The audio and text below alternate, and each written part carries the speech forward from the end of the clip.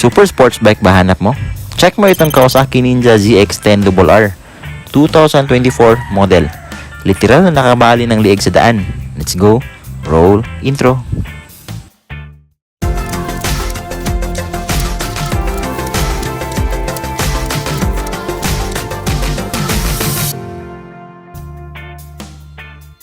Nandito tayo ngayon sa Kawasaki Tagum para itampok itong super sports bike na ito. Ito na atang pangarap ng mga mostly kalalakihan ngayon. Syempre kung trip mo speed at mahilig ka sa race, hindi mawala sa option mo itong Kawasaki ZX-10RR. In fact, nakaukit na ang bike na ito sa isa sa mga pinakamalakas na bike na ginamit sa Superbike World Championship since 2024 pa. Kaya legendary na ang record nito at literal na may malakas na makina. At take note mga master, limited lang po ang aggressive bike na ito dito sa Pinas. And talking about engine, meron itong 998cc engine, inline 4, dual overhead cam, 6-speed gearbox with a maximum power of 201.15 HP at 14,000 RPM.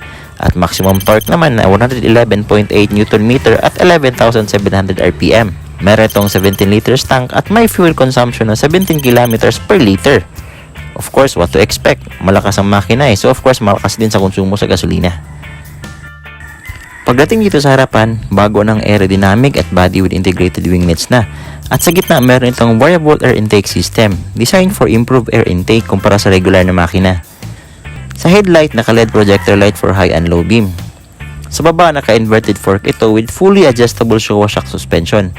Naka-Brembo 2-pot caliper na equipped with advanced ABS system na may sukat sa gulong na 120/70 rim size 17 tubeless Pirelli Diablo Super Corsa racing tire.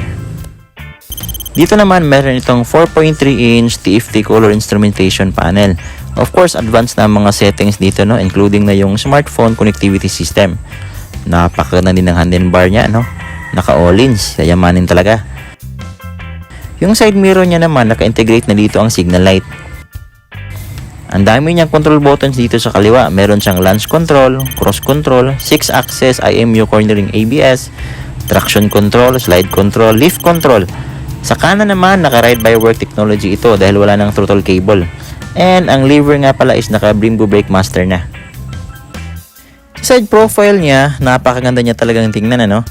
Sa makina, may naka-engrave po siya na letter R for its model. Meron itong Kawasaki Quick Shift para hindi ka na mag-clutch para mas ma-maximize mo pa ang kanyang speed. Ang motor na ito ay pang single ride lang naman po at wala po siyang backseat. Yung foot peg po niya ay parang naka-reset na ang positioning. Aggressive na aggressive talaga siyang tingnan, ano?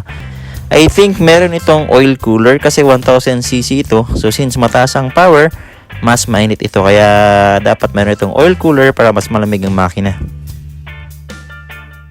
Meron nga din pala itong winglet dito sa likod ng upuan for ergonomics. Of course, LED na ang kanyang taillight at saka signal light. Napakalaki at extended na ang kanyang swing arm for better cornering. Ganda din ang kanyang muffler, naka-stainless ang design. Yung suspension niya dito sa likod is naka-backlink. Ganda siguro ng laro nito, no? Sa brakes naman, naka-single 222mm disc with aluminum single piston caliper. Of course, equipped na ito with Kawasaki Intelligent Anti-Lock Braking System. At ang gulong ito ay may sukat na 190/55 rim size 17 tubeless tires. At saka naka-Diablo Corsa tires na ito, no?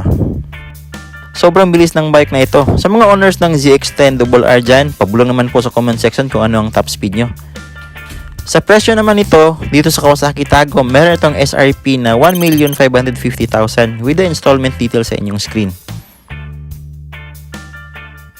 Sa mga mahilig sa speed dyan at trip nyo yung mga aggressive bike, eto yung dapat nyong i-consider, no? So hanggang dito na lang ang vlog natin. Kita-kits sa susunod na vlog and ride safe po sa ating lahat.